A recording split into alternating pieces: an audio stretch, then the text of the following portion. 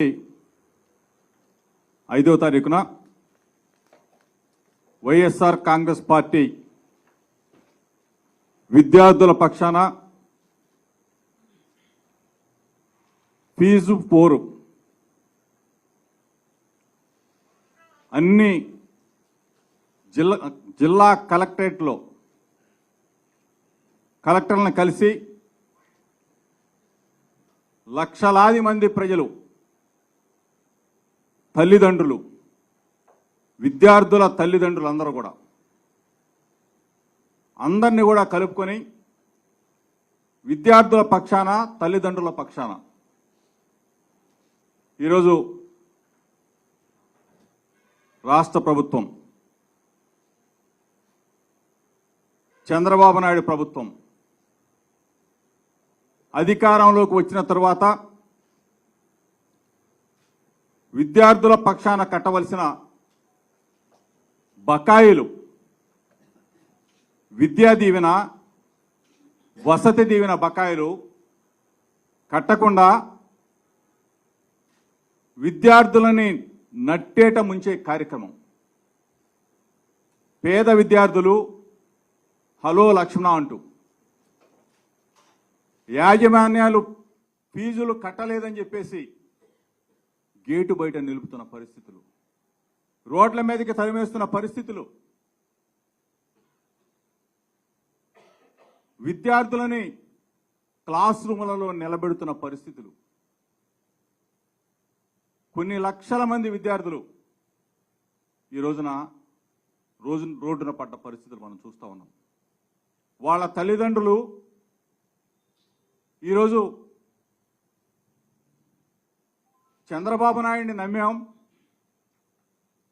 చంద్రబాబు నాయుడు కూటమికి ఓటేశాం, మా పిల్లలందరూ కూడా అనాథలైపోయారని చెప్పేసి రోధిస్తున్న పరిస్థితులు మనం చూసాం. వాళ్ళ పక్షాన గౌరవ వైఎస్ఆర్ కాంగ్రెస్ పార్టీ అధినేత, అధ్యక్షులు జగన్మోహన్ రెడ్డి గారి పిలుపు మేరకు వైఎస్ఆర్ పార్టీ శ్రేణులన్నీ కూడా విద్యార్థుల పక్షాన, తల్లిదండ్రుల పక్షాన పోరుబాట సాగించాలి.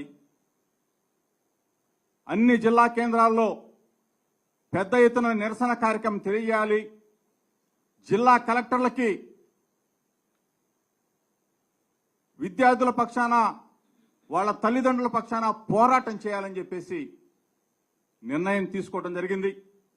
అన్ని జిల్లా కేంద్రాల్లో, కలెక్టర్ కార్యాలయాల్లో వాళ్ళ తరపున పోరాటం చేయబోతున్నాం. దీనికి విద్యార్థుల తల్లిదండ్రులు మొత్తం కూడా ఈ కార్యక్రమంలో పాలు పంచుకోబోతా ఉన్నారని చెప్పేసి మీ ద్వారా తెలియజేస్తూ, ఈరోజు కొన్ని లక్షల మంది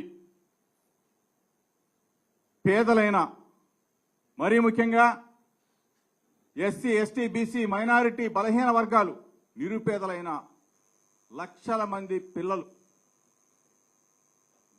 దేశాల్లో ఉద్యోగాలు చేస్తూ ఉన్నారంటే, దేశాల్లో చదువుకుంటా ఉన్నారంటే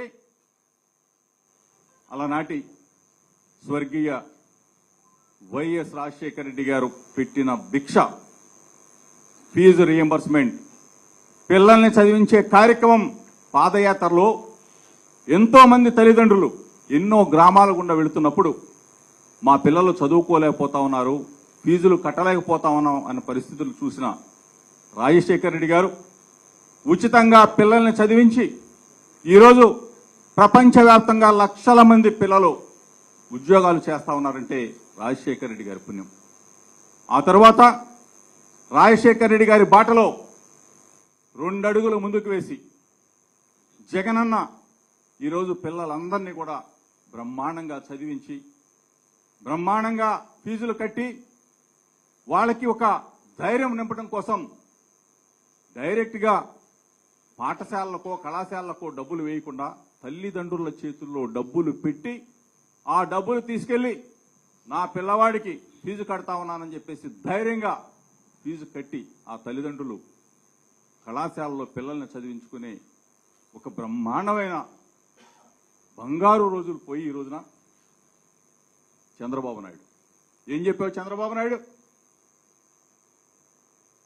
ఫీజులు కడతానని చెప్పి మోసం చేసి ఈరోజు పిల్లల్ని అనాథలను చేస్తున్నా చంద్రబాబు నాయుడు. కనీసం